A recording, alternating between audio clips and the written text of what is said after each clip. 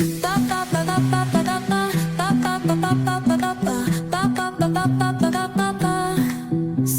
arena, oh so bright. Baila conmigo toda la night.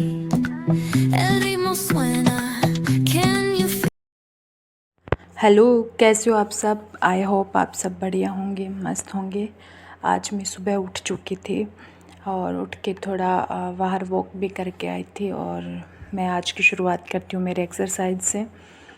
एक गिलास पानी पी के और एक्सरसाइज किया मैंने, क्योंकि इससे ना मूड फ्रेश हो जाता है और बॉडी भी अपनी एक्टिव रहती है। उसके बाद में अपना आज सुबह से ही अपना टॉपिक सोच रहा था, कहीं मायके जाना था तो 1-2 टॉपिक कंप्लीट कर लूँ। फिर अपने घर के काम भी निपटाने थे सारे। वही मैं अभी आर्ट एंड कल्चर का टॉपिक मेरा कंप्लीट हो रहा था, वही कर रही थी। और वैसे तो माइंड सेट नहीं हो रहा था कि जाना तो मायके है, ये काम करना है। और सारे घर के काम भी निपटाने थे फटाफट। कुछ क्लीनिंग भी एक्स्ट्रा करनी थी, क्योंकि आऊँगी तो फिर काम बढ़ जाएगा। तो बहुत सारे काम निपटा के गई थी मैं।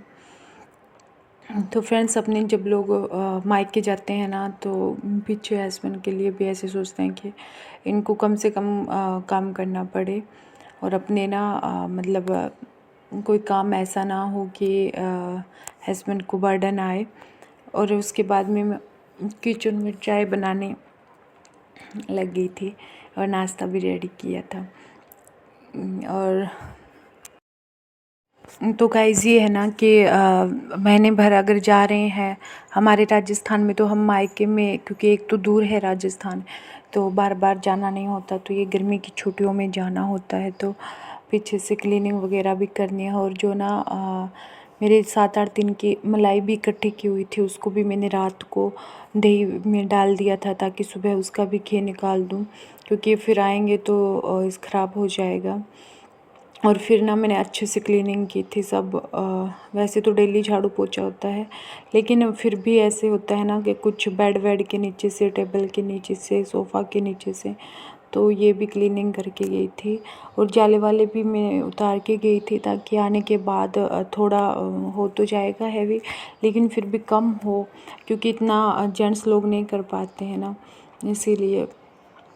तो गुन्नू सो रहा था और उसके साथ में मैंने कहा वो उठे उससे पहले पैकिंग भी कर लूँ। कुछ कुछ तो मैंने कल निकाल ली थी, लेकिन वही बैग चेक करने थी कि कौन से करूँ। फिर मैंने पैकिंग भी निपटा ली थी। और मतलब उसके बीच में बहुत सारे मैंने काम किए थे। और फिर मैंने खाना भी अपनी ट्रेन में साथ ले जाने के लिए बनाया था। पूरी और आलू की सब्ज़ी बनाई थी, और साथ में कद्दू की सब्ज़ी भी सूखी बनाई थी। और मेरे को ना घी डालना ज़रूरी हो जाता है, क्योंकि गुन्नू घी के बगैर खाना नहीं खाता, उसका मिर्ची से बहुत ही मुँह जलता है। तो थोड़े बर्तन वर्तन, पानी की बोतल्स और बहुत सारे, और गुन्नू के टॉयज़ भी साथ में रखना बहुत ज़रूरी हो जाता है मेरे लिए, क्योंकि अगर वो टॉयज़ नहीं रहेंगे तो बहुत ज़्यादा परेशान करेगा ट्रेन में। इसलिए मैं पहले से ही उसके कुछ 2-4 अच्छे टॉय जो उसको फेवरेट है ना, वो टॉय साथ में रख लेती हूँ। और 1-2 बाउल, स्पून, प्लेट ये भी रख लेती हूँ, ताकि ट्रेन में अच्छे से खाना खा सके।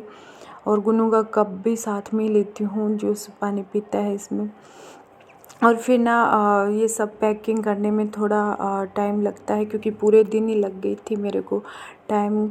और उसके बाद में हम निकल गए थे, और हमारे जो घर से प्लेटफॉर्म का जो डिस्टेंस है ना, वो 20-25 किलोमीटर की डिस्टेंस है, ताकि वो वहाँ पे हम बाइक से गए थे। मेरे हस्बैंड ने हमें बाइक से छोड़ दिया था वहाँ तक। और मैं बीच बीच में शूट कर रही थी, क्योंकि इसका वहाँ का व्यू बहुत ही अच्छा लग रहा था। तो ये मैंने पीछे बैठ के अच्छी अच्छी बकरियाँ आई, तो गुन्नू चिल्ला रहा था कि कितनी सारी बकरियाँ आई है मम्मा, मैं माँ हूँ, ऐसे कुछ करके बोल रहा था। फिर हम स्टेशन पे पहुँच गए थे, तो वहाँ पे जाके देखा तो कि ट्रेन तो लेट थी, कम से कम 1 घंटे ट्रेन लेट थी। और इतना क्राउड तो नहीं है, क्योंकि ज़्यादा बड़ा प्लेटफॉर्म नहीं है, छोटा प्लेटफॉर्म है। फिर एक ट्रेन आई, तो इस ट्रेन के बड़े बड़े हॉर्न थे, तो गुन्नू बहुत ही डर रहा था। तो हम ये ट्रेन भी हमारी नहीं थी, तो हमने सोचा कि अब चलो मैं शूट कर लेती हूँ। थोड़े शॉर्ट वीडियो रील बना रही थी, तो इसके पापा बोल रहे थे कि नहीं इसके पास मत जा, ज़्यादा दूर ही रहे। फिर 2-3 ट्रेन निकलने के बाद हमने लास्ट फाइनली मेरी ट्रेन आई, जिसमें हम मतलब एक्साइटेड थे कि कब बैठेंगे, और वो आके वो पल आ ही गया कि अब हमारी ट्रेन आ गई।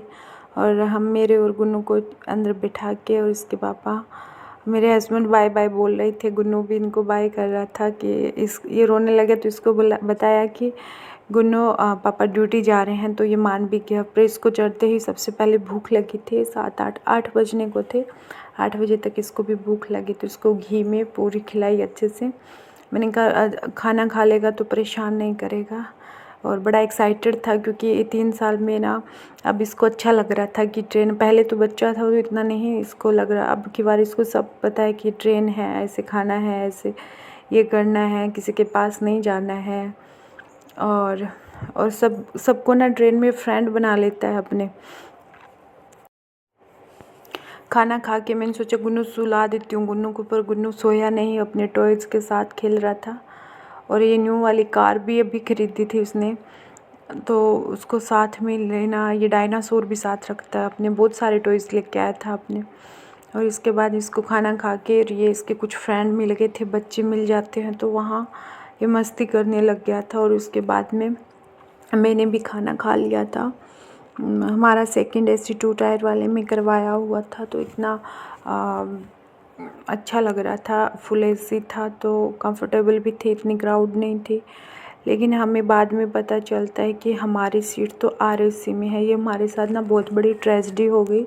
तो हमारा बोले ना 2 नाइट 3 डेज़ का पूरा सफ़र था, तो उसमें मेरी फ़र्स्ट नाइट तो RAC पे निकली। और RAC में जो लेडीज़ थी ना, उसके साथ भी एक बेटी थी, तो हम एक सीट पे 4 लोग हो गए थे। तो ये सुबह उठ गई, एक नाइट तो मेरी निकल गई, क्योंकि हम बड़े मुश्किल से निकली थी। और अब सेकंड डे में फिर सुबह कुछ लेडीज़ मिली जो ये सब तीर्थ पे जा रहे थे, तो अच्छे से मतलब ओमकारेश्वर जा रहे थे, तो सब भी चर्चा पे थे, चाय के साथ चर्चा कर रहे थे।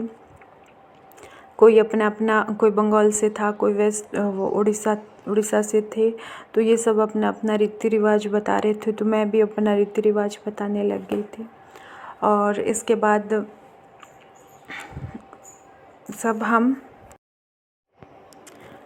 सब अपने अपने रीति रिवाज बता रहे थे कि हम घूमने जा रहे हैं। तो हमारे ये होता है किसी की शादी में हम ये कहते हैं, कोई नॉन वेज है, कोई नॉन वेज नहीं है। तो गुन्नू ऊपर बैठ के मस्ती कर रहा था, इसको एक दीदी मिल गई थी। और फिर हमारे सेकंड डे के नाइट का खाना बाहर से ऑर्डर किया था। जयपुर आ गए थे हम लोग, तो जयपुर से मेरे हस्बैंड ने खाना ऑर्डर कर दिया था। ट्रेन का खाना हम लोग नहीं खाते हैं, क्योंकि ट्रेन के खाने से ना पेट वेट दर्द करने लग जाता है, अच्छा खाना नहीं होता। पता नहीं कितने दिन से ये लोग खाने को पैक करके रखते हैं। और फिर हम नेक्स्ट डेस्टिनेशन था हमारा बीकानेर, वहाँ पे उतरे तो मेरा भाई आ गया था, मेरे भैया आया था, तो उसने हमें उतारा। गुन्नू तो रो ही जा रहा था, ये चुप नहीं रह रहा था, पापा पापा बोल रहा था, तो इसको कितना मुश्किल से समझाया। और फिर हम हमारे 2 ट्रेन बदलने के बाद ये हमारी दूसरी ट्रेन थी। और इस लेडीज़ को इसलिए मैंने शूट किया क्योंकि हमारे राजस्थान में इतनी रीति रिवाज है कि अगर साथ में है ना तो भी घूंघट है। पता नहीं ये जो पर्दा प्रथा वाली है ना, ये पता नहीं कब छूटेगी। और ना ये दूसरे दिन का सुबह का व्यू था, जो इतना अच्छा फील हो रहा था कि अपना राजस्थान आ गया, जहाँ हम बड़े हुए थे। मतलब अपनी मिट्टी की खुशबू आने लग जाती है कि कितना अच्छा लगता है ना अपने स्टेट में आके। फिर हमारे लास्ट डेस्टिनेशन था बस स्टॉप पे चढ़ के अपने गांव की तरफ जा रहे थे, जहाँ की 1 घंटे की दूरी थी। और उसमें भी इतना क्राउड, आप कहीं भी चले जाओ, आप प्लेटफॉर्म पे जाओ, आप एयरपोर्ट पे जाओ, आप कहीं भी जाओ, इतना क्राउड मिलेगा। और उसके बाद में फिर हमारा घर से जो 10 किलोमीटर का रास्ता था, तो वहाँ पे मेरे बड़े भैया लेने आए हमें कार से। तो वहाँ पे फाइनल हम घर की तरफ जा रहे थे, तो गुन्नू नानी चिल्ला रहा था। मैं इसको बताई, गुन्नू बस अब थोड़ी देर की बात है, 5 मिनट बाद अपने घर पहुँच। और फिर फाइनली हम अपने घर पहुँच गए। आगे का गाइस हम